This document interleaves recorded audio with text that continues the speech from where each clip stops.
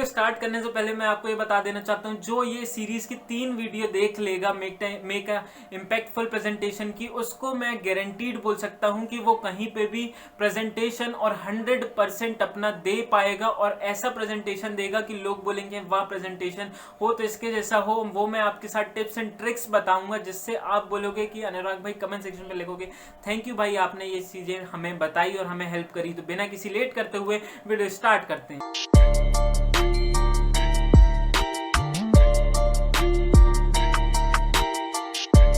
तो hey guys, this is Anurag and welcome to Geekston. बहुत लोगों को जैसे पता है वो सीरीज से कंटिन्यू विद कर चुके हैं कि एक इम्पैक्टफुल प्रेजेंटेशन की सीरीज चल रही है हमारी। उसमें मैं आपको बता रहा हूं कि आपको इम्पैक्टफुल प्रेजेंटेशन कहीं भी कैसे भी क्या देना है, आप इन 3 वीडियो को देखने के बाद बहुत अच्छे से प्रेजेंटेशन दे पाओगे। अब आज की वीडियो, लास्ट वीडियो में मैं बात करूंगा कि आपको मेक इम्पैक्टफुल प्रेजेंटेशन के अंदर आपको क्वेश्चन को हैंडल कैसे करना है, हैंडलिंग क्वेश्चन की बात करेंगे।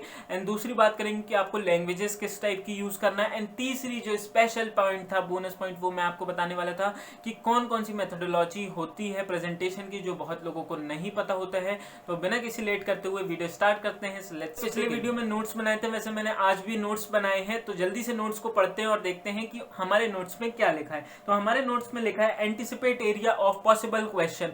आपको जितने भी पॉसिबल क्वेश्चन होते हैं, आप अगर एक प्रेजेंटेशन किसी चीज पे प्रेजेंटेशन दे रहे होते तो उस टॉपिक पे आपको प्रायर नॉलेज होता है या फिर उस टॉपिक पे नॉलेज होता है, तो आपको ध्यान पे रखना है कि उसमें पॉसिबल क्वेश्चन क्या हो सकते हैं। और इसमें नोट भी लिखा है कि this helps you to prepare an answer quickly. तो ये आपको हेल्प करेगा कि क्वेश्चन का आंसर आप मतलब पहले से रेडी कर सकते हो और अगर कोई ऑडियंस पूछती है तो आप क्विकली आंसर दे सकते हो। तो यही सब स्पेशल पॉइंट है जो आपकी इफेक्टिव बनाएगी आपकी प्रेजेंटेशन को। और दूसरा पॉइंट लिखते हैं repeat the question out loud and so that you are sure you have understood it. जैसे मान के चलो मैंने क्वेश्चन पूछा कि आप कम्युनिकेशन पे अपना प्रेजेंटेशन दे रहे हो, मैंने पूछा सर व्हाट्स कितने टाइप्स के कम्युनिकेशन होते हैं sir, what's the types of communication. तो आपको वो चीजें अच्छे से एक बार और लाउड उसको रिपीट करना है। या you ask about the what's the type of communication. तो आपको क्या है, एक तो क्लियर होगा और वो भी बोलेगी yes sir this is the question, this is the right question, yes sir this is the mean I want to ask you from you. And तो जो आपको मतलब जो समझ रहे हो मैं जो बोलना चाह रहा हूँ कि आपने भी उसके क्वेश्चन को रिपीट किया तो उसका भी क्वेश्चन मैच हो गया। क्या होता है कई बार प्रेजेंटेशन में इतने लोग बैठे होते तो उसने कुछ और क्वेश्चन पूछा, आपने कुछ और समझा और फिर वो इंटरेक्शन खत्म हो जाता है। तो ये चीज भी बहुत अच्छी होगी। एंड जो तीसरा पॉइंट है आंसर टू द पॉइंट। अब ऐसे भी नहीं करना है कि हमें पूरी रामायण ही लिख देना है, आंसर टू द पॉइंट करना है जितने में उसका काम चल जाए या फिर उसका डाउट क्लियर हो जाए जिसने पूछा है। एंड जो फोर्थ पॉइंट आती है refer to your presentation if possible some answer may be in your presentation itself. ये ट्रिक है कि रेफर टू योर प्रेजेंटेशन, आपका जो क्वेश्चन पूछा जाएगा आप अपनी पीपीटी से ही रेफर करें कि जो आपकी पीपीटीज में लिखा है वही से आप ध्यान दें, तो वो आपके लिए इम्पैक्टफुल होगा। कई बार आपके पीपीटीज में ही आंसर छुपा होता है। एंड जो मेरा फिफ्थ पॉइंट है be friendly and keep your cool, do not gate provoked. हाँ, मतलब आपको फ्रेंडली, इतना तो human nature, sense of humour होना चाहिए कि आप प्रेजेंटेशन दे वो तो ऐसा नहीं कि आप पकड़ के बिल्कुल ऐसे देख देख के दे रहे हो। तो अच्छे से आपको चीजें देखनी है कि एक फ्रेंडलीनेस बना हुआ रहे उस माहौल पे, उस इन्वायरमेंट पे। एंड जो सिक्स्थ पॉइंट आता है in case you don't know the answer से यू विल गेट बैक। ये बहुत बड़ा पॉइंट है। हम क्या होते हैं, हम डरते हैं कि क्वेश्चन पूछेगा तो हम आंसर दे पाएंगे नहीं दे पाएंगे, बहुत सारी चीजें।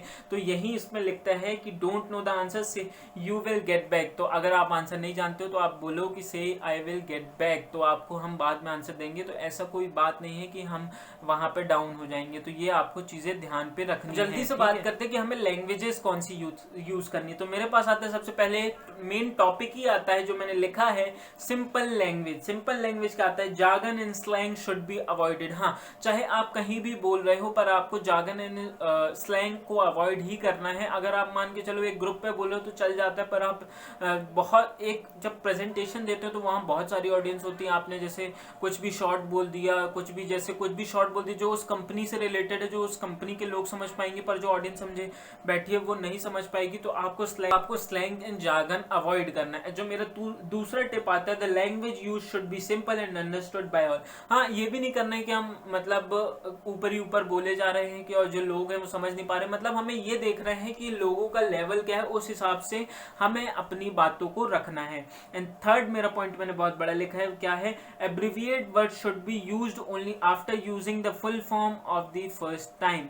ठीक है, अगर आपको कोई भी एब्रिविएट, मान लो चलो आप कंपनी वगैरह में आप जाते हो प्रेजेंटेशन, तो ठीक है आपको अगर यूज करना है शॉर्ट फॉर्म वगैरह जैसे F2F BBF जो भी है, मतलब शॉर्ट फॉर्म एग्जांपल के तौर पे मैंने बताया, तो आप एक बार यूज करें, एक बार उसका फुल फॉर्म यूज करें, फिर उसके बाद आप उसका यूज कर सकते हैं प्रेजेंटेशन पे, पर आप एक दो बार बता दें लोगों को कि ये इसका फुल फॉर्म है। ठीक है, तो उससे ये होगा कि आपको बार बार यूज करना है प्रेजेंटेशन में, तो आप फुल फॉर्म शॉर्ट फॉर्म भी यूज कर सकेंगे। जैसे एग्जांपल दिया, avoid using word like B2B F2F R something etcetera.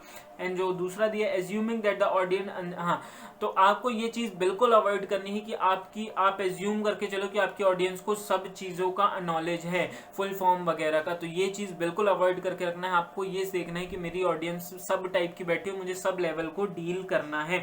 तो बस आज की वीडियो में मैंने इतना ही रखना था कि मैंने आपको बताना था कि कौन सी सिंपल लैंग्वेज होगी जो हमें यूज करनी है और आपको क्वेश्चन कैसे हैंडलिंग करने हैं। और हाँ, जो मेरा बोनस स्टेप आता है अब लास्ट की कौन सी मेथोडोलॉजी है, जल्दी से देखते हैं कि मेरे पास क्या लिखा है इसके लिए। Different methodology can be followed based on their occasion के हिसाब से डिफरेंट मेथोडोलॉजी होती है प्रेजेंटेशन की। फर्स्ट होती है फॉर्मल कॉन्फ्रेंस, जहां पे आपको या फिर कंपनी वगैरह या फिर आपके ऑफिस वर्क के लिए एक फॉर्मल कॉन्फ्रेंस होगा। दूसरी होती है टीम मीटिंग, जैसे हम मेनली टीम मेंबर्स वगैरह किसी प्रोजेक्ट पे काम कर रहे हो तो टीम मीटिंग, वहां पे लोग भी बोलेंगे आप भी बोलोगे, मतलब एक डाउट सेशन क्लियरेंस टाइप होता है। एंड तीसरी होती है नॉलेज ट्रांसफर, जैसे ऑफिस कलीग्स वगैरह में, इसमें लोग ज्यादा डाउट क्वेश्चन नहीं पूछते, इसमें आप ही नॉलेज ट्रांसफर कर रहे होते हैं क्योंकि एक एक्स्ट्रा पार्ट होता है। एंड जो ये होती है ब्रेनस्टॉर्मिंग वाइवा टाइप, मतलब बहुत सारे टीचर्स बैठे हैं और बहुत सारे स्टूडेंट्स बैठे हैं, जैसे अपना वाइवा होता है वैसे टाइप का, तो ये ब्रेनस्टॉर्मिंग वो होती है मतलब एक चेकिंग टाइप की। तो इसमें मेन नॉलेज ट्रांसफर होता है जिसमें क्वेश्चनिंग ज्यादा नहीं होते और आपको भीड़ पे प्रेजेंटेशन देना पड़ता है, तो ये बहुत मेन पॉइंट होता है। तो आपको कमेंट सेक्शन पे जरूर बताना है, अगर आपने तीनों वीडियोस देखी तो आपको ये मेरी कैसे सीरीज लगी मेक अ इम्पैक्टफुल प्रेजेंटेशन की। बहुत रिसर्च करके और टीसीएस का जो भी मतलब जितना निचोड़ था मैंने सब कुछ इसमें डाल के बनाया है। तो वीडियो हेल्पफुल लगी तो लाइक एंड सब्सक्राइब करके जरूर जाना और जिनके साथ हो तो शेयर कर देना, इतना आप हेल्प कर सकते हो मेरी। तो बस आज की वीडियो बस यहीं खत्म करते हैं। Have a good day and goodbye. I just like the sound.